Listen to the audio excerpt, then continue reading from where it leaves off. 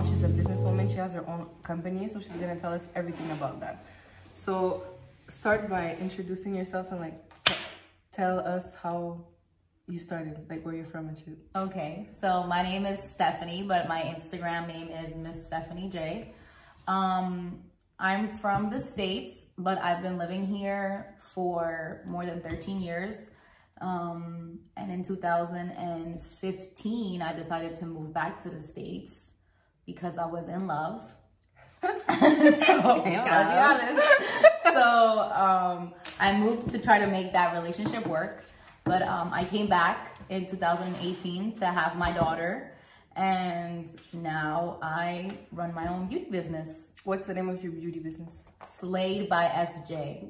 Slayed. Okay, so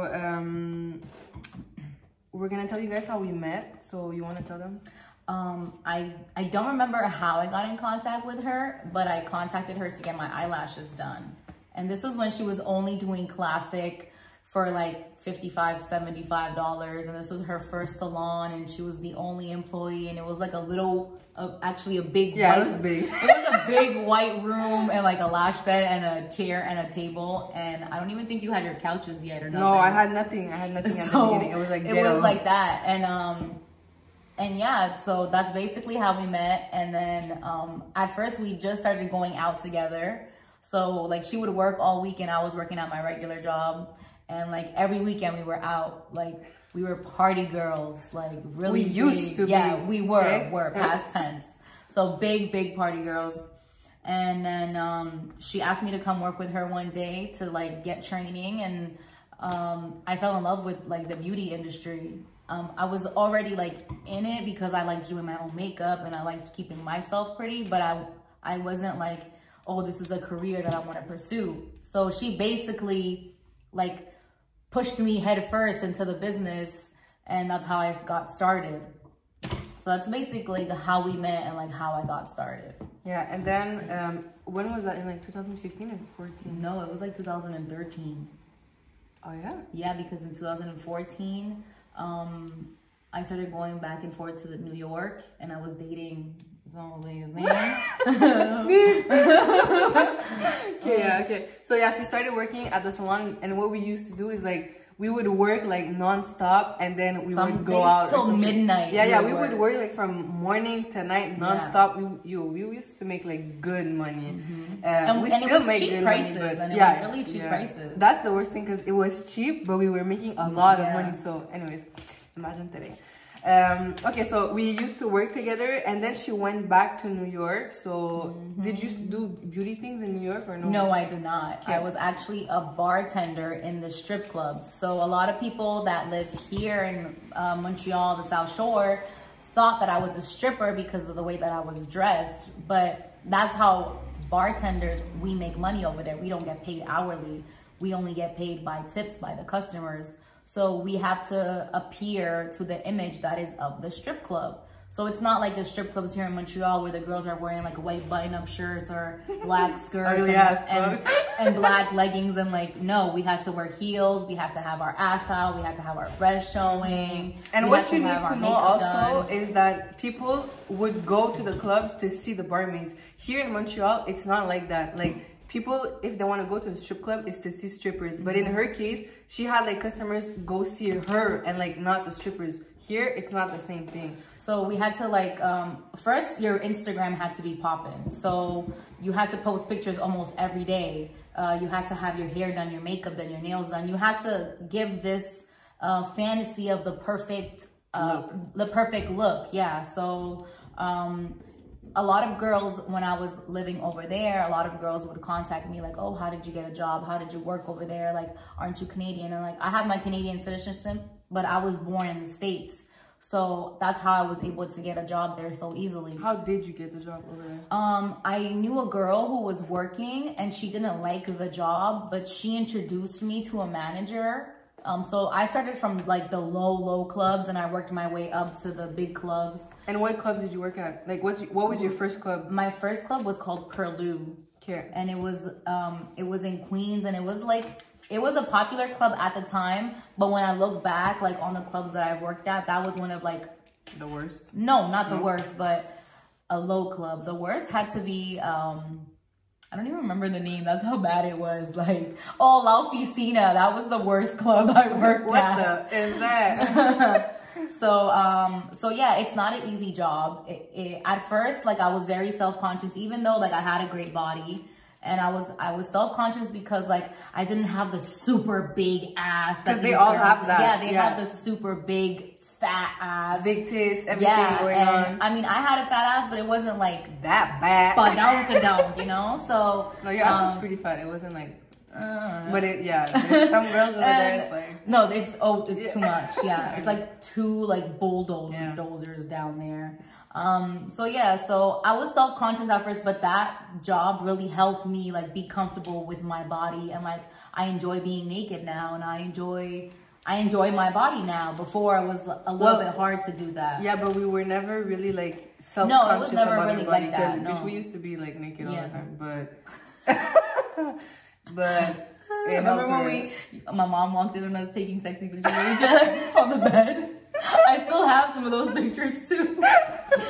But yeah, so it wasn't an easy job at first, but after a while I got used to it, and I learned how to do my own makeup. So now like I'm really good at doing my own makeup, and I learned how to play the game. And like men try to use us as sexual objects, so why not use a man for money? His pockets? Yeah. So now I'm just not the same girl that I was before I moved over there, because that whole scene changed my mentality, and I made a lot of money, and I made friends, and I made enemies, and it is what it is. What's the most money you made in one night?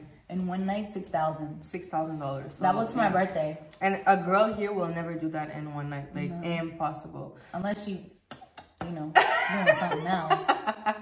True. Okay, and did you ever like, I know there's a lot of like celebrities that go in those clubs and stuff, but like, did somebody ever come up to you? Did you ever have somebody slide in your DMs? Girl, I don't kiss and tell. But just know they did. Just say a name. That came to your bar or something. That came to see you at the bar. I don't remember his name. I know he was an NFL player, and he's the one that I made $6,000 off of that night at the club. Well, shout out to him. And like, I wasn't a dancer, like a stripper, but we had to dance behind the bar. Like we had to shake our ass and like twerk and, be cute and be fun, and that's just what it is. Entertaining. Yeah, entertaining. Okay. It's an entertainment business. So what about like the uniforms? Like, did you guys have to find your uniforms, or were they given to you? No, actually. So this is the part that I didn't know coming in. You had to pay for your outfit every single night. And you had to wear those specific outfits. And how much would an outfit range? Like, what would be the price? The minimum, it would be $45 to the top. That one night we had body painting, so we weren't allowed to wear clothes. It was just body painting and panties. Yeah. And that was like $150. And do you get to keep those outfits? Yes, you get to keep them. You get to keep them. I still have a luggage full of those outfits at home, and I use them as bathing suits, because they're like bathing suits. They are, and they're really nice. So the club would send us a design, and then we would say, okay, we want it low cut, high cut, but it had to be like the same pattern. But I liked the one piece that have the opening here with the opening on the sides, and then like in a thong. So that's basically it. Okay. What was the hardest part about being a bartender? The competition. And what do you mean by competition? All right, like, I don't mean like other girls being competition, but I mean like having to keep up with the image. And then not only that, but like when other girls see a guy that they know at your bar, they get upset about that, and they're like, well, why aren't you coming here? So they'll come to your bar, try to talk to him, like get him to leave your bar. And that creates a conflict between you and that girl. So that actually happened to me on my birthday. She came over, and I was in the dressing room like touching up my makeup, and she came over, and my partner came and got me like, oh, so-and-so is at our bar, like trying to get them to go to her bar. So I came back and I'm like, what's up? Like, what are you doing? Like, go back to your bar. Like, you should have been at your bar. You shouldn't have been at her bar. Like, it's simple as that. Stay at your place, So the hardest part about that is not letting that world suck you in. Like, there was plenty of times I could have like gave my body up for money. So I could have had sex for money. with celebrities, with guys who make a lot of money. Because it's easy over there. You're in it's easy. So you're it's in like, it. So it's like they're there, like, oh, you want this, come and give me that, you know? So there was a lot of times where like, I felt like I wasn't making enough because I was spending money on transportation, money on my outfit, my makeup, my hair. You know, it's a lot of money to keep your image. Yeah, like a certain you have way. to spend a lot of money to make a lot of money. Yeah, exactly. So the hardest part was not letting like that world like suck me in. And the girls that I was hanging around with weren't the greatest examples. Like girls I was hanging out with was getting paid to give up the goods, you know? So it was hard to say no. It was hard to like... Yeah, because you saw them like how much money they were making doing like that stuff and you were like... Yeah, so it was really hard just know, my girl never did anything. She was just a bartender making that money. So I had friends like you who tell me, like, people ask you, like, oh, your friend was a stripper. Da, da, da. Like, no, I was not a stripper. You can consider it stripping, but I was a bartender. And I have a lot of people, let's say, because here in Montreal, like, seeing somebody from New York, like, doing what she does, like, they'll judge instantly, and they don't, like, I have so much people that know she's my friend, and will start talking about her and be like, oh, your friend Stephanie, is she a stripper? Like, oh, how does she like stripping? I don't know, how is it stripping in New York? I'm like, first of all, she's not a stripper, she's a bartender. And that's just the way they have to be in New York, because they're selling an image. Here, it's not the same. People don't look the same, and it's just not the same. Like, you can't even compare it. So a lot of people were asking me about her, but what would you say to like all the girls asking me about you, or if you had like something to tell them, like, well, what would you tell them? Mind your business. That's first. but no, I feel like if you want to do it, go and do it. Don't ask anybody for advice, because everybody's life is different. What I may have done, you won't do, or what you won't do, I may not, I would not do, you feel me? So what I think is that you have to be strong-headed, you have to be strong-willed, and you can't, like, if you let people push you around, or you let people walk all over you, you're just gonna end up sucking dick in the cabins. You're just gonna end up sucking dick in the cabins. Yeah, that's not the job for you. And if you do that, you're ruining the game, because it's supposed to be a fantasy. It's supposed to be hard for them to get us. It's not supposed to be easy. So when girls would ask me, girls that live here would ask me like, oh, you know, can you hook me up? No, I worked your ass off to get that job and your clients. And I was always a new girl in the clubs because I had just moved there and I didn't know a lot of people. So it was hard to get people to sit at my bar. They don't know me. Like, yeah, I'm a pretty girl, but people want to go to, and you work with a lot of bartenders, models. We're models and like famous people on Instagram, or you even had like people from Love and Hip Hop work yes, at your bar. Definitely, so it's a lot of competition. I had people from Love and Hip Hop, Black and Crew, models, so much stuff. And the thing is that if you don't make a certain amount of numbers at your bar, then you get replaced. So the minimum was $2,000 in drinks, and then you had to sell 3 to 5 bottles a night, or you're not coming back next week. Because you have to. It's not just about being pretty. It's about being able to make the club money. So would you, like, if you had to tell somebody, like, would you tell them go do it, or you'd be like, nah, just?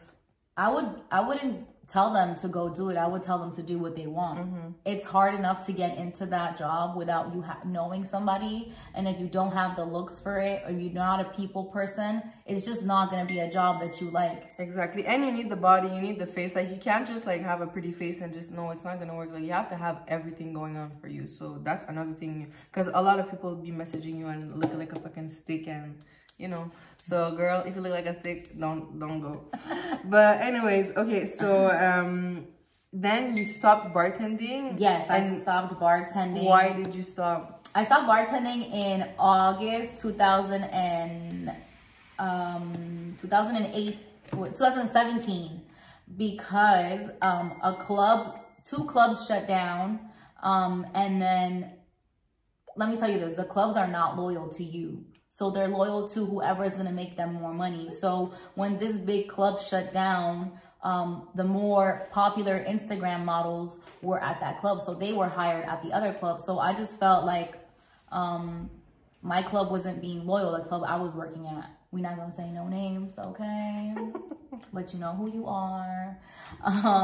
So I felt like they weren't loyal. So I stopped bartending, and then I went back to bartending in October. So I was still doing some side hustle as bartender.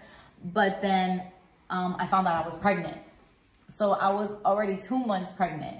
So the last time I bartended was like October 20th or something like that. And I was pregnant. So you were a bartender while pregnant, but you didn't know. No, and I also like I wasn't like drinking, I wasn't smoking, because when you're there, like customers are like, oh, I bought a bottle, have a drink with me. Oh, I have a hookah, a shisha, have a drink with me, or have a smoke with me. I mean, and like over there, you could basically smoke weed in the club. Like if you know a bouncer, you give him a 20, and you could smoke or do whatever you want. So. I knew that at one point I had to stop. So my last time inside a strip club was actually on Halloween. I went with some friends. I went just to party. I knew I was pregnant, but my friends didn't know I was pregnant. So I didn't drink, I didn't smoke. I was kind of bored, so I was like, this is just not for me anymore. So I was pregnant, and that's basically why I stopped bartending, because I found out I was pregnant with my baby. Her baby Jayla, and is like my son's best friend. Insert picture here. Yeah, we'll post a picture of them. Okay, and so then you stopped bartending, and you were still in New York, pregnant. Yes. What about your baby father? So I left my baby father before I found out I was pregnant. Just because things weren't going the way I wanted them to go, so I didn't want to be with him anymore. And then I found out I was pregnant, and then I wanted a family, but that didn't work out. So moving on, my mom, it came to the point where like I had preeclampsia. I couldn't get out of bed by myself. You had a hard pregnancy. Yeah, it was really hard. And I got really big. Like my belly was huge. So my mom in April 2018, my mom was just like, all right, enough is enough. I'm coming to get you. So she literally came. We had my baby shower, and then in 2 days, she packed up my entire apartment, and we moved back here. I moved back here. And I had my daughter May 27th, 2018, at 5:43 in the morning, to be exact. So precise. Okay, and then what made you want to like come back in the beauty industry? Because like, so you had Jayla, you had your maternity leave. Yeah, so you're a single mom. I was basically on maternity leave for like a year. And how did you find it being like a single mom, no job? You left New York, you left like a job that you were making a lot of money, and then you come back here. You don't have nothing because you have your family and stuff, but like you have no job, you have the father of your child isn't with you to help you. So like, how was all that? It was really hard, and I luckily I didn't get postpartum depression. Some days I was depressed. It did help to have you. It did help to have like you know, my friend Julia. So it did help to have those people around me. But it was really hard because I was like, how am I gonna like move forward and give my daughter a good life? So luckily the government here helps you a lot. But I felt like that wasn't enough for me. Like and money is like not, even if the government helps you a lot, money is not the only thing. No, like, it's not. You need like being a single mom is hard because you have no one else to help you. You have to do everything by yourself. So literally, like it's a lot of pressure for you. Like I was telling her, like she was telling me to go away with her and her family and her friends, but it's like they all have the father, and then it's her and Enzo. So she has her husband, boyfriend Ross, and then Enzo. Don't say his name. No, okay, leave. So she has Enzo and her boyfriend, and then it's like me and Jayla. So like for me, that wouldn't be a vacation because it's not like I can go lay by the beach and leave Jayla with her because Jayla is so attached to me. She would go crazy. So it's not as easy as, you know, as having the other parent around. Even though parenting, even if you have two parents, it's not easy, period. It's hard. But it's getting better because now she's in daycare. My son. Yay! So they're together and they're happy. Insert picture here. We're gonna put like a daycare picture. And so now it's just getting better. And then I know that she offered classes. And yeah, I can come work for her. But eventually, I know that I'm not gonna build my life here in Canada. Like within 2 to 3 years, I know that I'm gonna grab up everything, pack up my daughter, and move back to the States because her father is over there and my family is going to move back to Colombia. So I don't want to live my life here in Canada. So alone. Yeah, exactly. And so I know that eventually I'm going to pack up and go. So yeah, I could come and work for her and we could be friends or whatever and work together, and that's cool and all. And sometimes I will work here, but I want to have my own so that when I'm when I do move, I can offer my services somewhere else. And we already worked together. Yeah. You already worked at my salon, so like now it was time for you to fly on your own wings and like open up your like beauty thing. Yeah, so I have a studio in my home. It's a room that I converted into a studio. I converted a room that I was using for storage in my home into my beauty studio. And like Shanel, I offer eyelashes, eyebrows, teeth whitening, and my prices are not, you know, skyrocket high because I'm still at home. So sometimes people are not comfortable coming to people's houses to get beauty services. Oh, and I also want to say something, since we're talking about like you have a home-based business and let's say I have a salon. A lot of people will judge somebody because they're working out of their house, but their service you're gonna get from a technician that's working at her house or at the salon is gonna be the same. Like a lot of people come to my salon and they say like, oh, like I'd rather come here because it's more professional. You have a salon, like I know it's gonna be like a good service, a good whatever. But no, it doesn't mean the same thing. Like sometimes I do lashes at my house too, and the lashes you're gonna get coming to my house are gonna be the same ones you're gonna get coming to the salon. So you guys that keep judging people that have like home-based businesses have to stop, because it doesn't mean like the quality is worse or that it's bad. It's just that they rather work at home. And personally, if I had to like say something, would be stay at home and do your business at home, because you're gonna save so much money. Like having a business is fun, but it's a lot of money you're spending. So whereas she's putting all the money in her pocket, like everything she's making, she's keeping it, so she has nothing to pay, like whereas rent, like all that stuff. So you guys need to stop judging people that have home-based companies. So yeah, I put all my money, like she said, the money that I make off my services, I pocket it all, yes, but I also spend money on equipment. I spend money on supplies. I invest my money on my business. So that's the good thing about having a home business. And also I get to spend time with my daughter. I get to have my daughter with me. So yeah, I went from working in the beauty industry with Shanel to bartending, then to becoming a mother, and then now I'm trying to run my own business. And it's hard. It's not easy because you're not going to satisfy everybody. Some people, the treatments just does not work. Some people will never be happy no matter what. They'll never be happy. And that's just what it is. And running a business is not easy. It is really hard, especially because you need to have consent forms. You need to speak, especially here in Canada, English and French. And I speak English, French, and Spanish, but still, sometimes it's hard to be able to communicate with people. And people don't want to pay for your price. Especially here. They don't want to pay for your price. For example, I had a lady who, she's from the States, but she contacted me for beauty services. And when I gave her the total of what she wanted, she said, oh, calm down with your prices because that's a lot. And I'm like, if you are to go to a regular salon, you're going to be paying $120 for this, $300 for this, and something for this. I'm like, this is my price, and I'm not going to lower my price for your standards, because quality of work speaks. So that's what people have to understand. Like, oh yeah, you're a friend. I'm her friend. I still pay her to get my eyelashes done. You know, if I was gonna come here to do my teeth whitening, I would still pay her to get my teeth whitening, because just me posting your stuff is not support. It's some type of support, but she has to pay rent for this place. She has to pay for her equipment. She has to pay for, she has a kid, she has a home, she has a relationship. All that stuff costs money, like it does. So support is not just posting or commenting or liking. Support is you paying me for my service. And like we always say, if you don't have the budget to do something, like don't even bother going on her page and sending her messages. Like if you know the price is too high, just scroll down and go somewhere else. That's it. Like at the end of the day, like that's what it is. So but there's also good sides. Yes, there is good sides. Being your own boss, having your own business. Like, what do you like the most about having your own business? Like, I can make my own schedule. So if I don't want to work today, which I close today because we're doing this, And also because I'm like, why is that lady watching us through the window?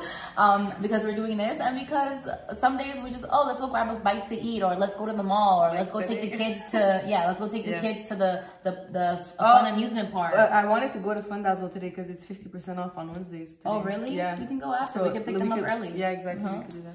And so, yeah, you see? Mom life. So things like that, like, oh, or she wants to take a vacation at the end of January. I could take a vacation because I don't work for anybody.